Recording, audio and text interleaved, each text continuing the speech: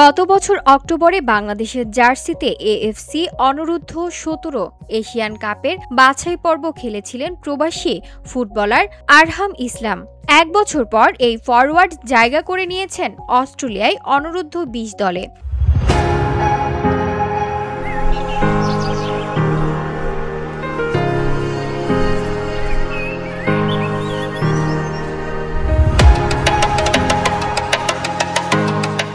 জাপানে অনুষ্ঠিতব্য ত্রিদেশীয় সিরিজকে সামনে রেখে ঘোষিত স্কোয়াডে আরহামকে অন্তর্ভুক্ত করেছে ফুটবল অস্ট্রেলিয়া। ওই বাছাই পর্বে বাংলাদেশের পারফরম্যান্স ছিল সাদামাটা। 4 ম্যাচে 2টি জিতে 6 পয়েন্ট নিয়ে তৃতীয় হয় দল। অপরদিকে আফগানিস্তান সব ম্যাচ জিতে মূল পর্বে ওঠে। কম্বোডিয়ায় বাছাই পর্বের পর বাংলাদেশের হয়ে আর কোনো বয়সভিত্তিক দলে খেলার সুযোগ পায়নি আরহাম।